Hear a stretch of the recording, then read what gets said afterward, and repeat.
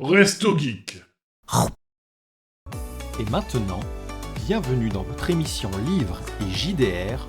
Mangeons, donjon, bouquinons. On va passer sur une romantésie très cosy, je trouve, qui était parfaite pour l'automne. Je vais vous parler d'une jolie brique que j'ai en plus, que j'ai financée, qui s'appelle Des ailes d'ambre et de soie. J'ai financé l'intégrale en relié. Regardez-moi cette petite beauté. La tranche comme d'hab, magnifique. Non mais l'intérieur, regarde-moi ça. Et je vous montre aussi, il y a des petites illustrations, si je les retrouve au milieu des pages. Oui, j'en ai trouvé une. Tada. Donc, on se fait Ça manque plaisir dans les avec livres. Des illustrations. les illustrations. J'adore les livres avec des illustrations. Ah oui. C'est pépite. Dès que C'est je vois trop bien. ça, je prends. Et qui c'est pour les enfants, des livres avec des illustrations? Mais non, ta gueule. Je veux mes Mais illustrations. non, moi aussi. T'es un artiste. Du coup, c'était un financement Ulule. Vous pouvez quand même retrouver les livres au moins en broché ou en e-book sur au moins Amazon ou le site direct de l'autrice, qui s'appelle Capucine Sergent. Le relié, par contre, de l'intégrale était disponible uniquement via le financement Ulule. Et je crois qu'il lui reste quelques exemplaires, mais je suis pas sûre qu'il en reste beaucoup en dehors.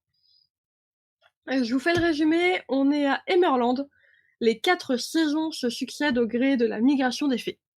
Un équilibre qui est rompu à cause de l'avidité d'une famille qui s'appelle les Gobarnors, ou qui sont gouverneurs d'un puissant comté. Dans le plus grand secret, ils capturent les fées de l'automne, afin d'exploiter leur don de résine, cette matière ambrée qui leur permet de bâtir leur réputation dans tout le continent. On a Daphné qui a grandi aux côtés de la fille des gouverneurs et qui fait partie des rares domestiques à être au courant du secret. Et un jour, elle va croiser le chemin d'Oliver Souffle de Cuivre, un fée de l'automne, qui est venu secourir les siens au labo. Et elle va se retrouver, malgré elle, propulsée au milieu du conflit, et autour de la menace de la disparition de l'automne, à cause de tout ça.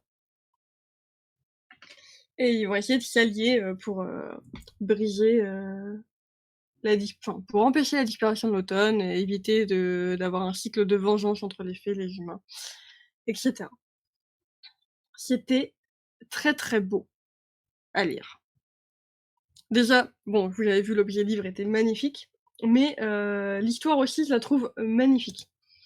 On va suivre vraiment les deux points de vue, quasiment à 50%, d'un côté Daphné, d'un côté Oliver, où on a vraiment du coup Daphné humaine qui, au début, elle est vraiment, les gouverneurs sont trop bien, je suis pas que la domestique, je suis quasiment meilleure amie avec la fille du gouverneur, la résine c'est trop beau, enfin, tout est bien dans son monde d'humain, tout se passe bien, jusqu'à ce que elle trouve le fée, Oliver, qui était venu sauver ses amis les fées, sa famille, sauf que il se retrouve piégé à un moment.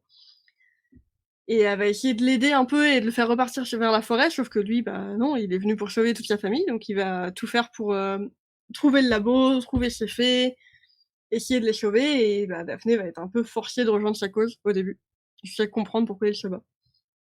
Et on a vraiment aussi la dualité d'univers, dans le sens où Daphné, humaine, grande, et Oliver, petit fée, taille d'un moustique.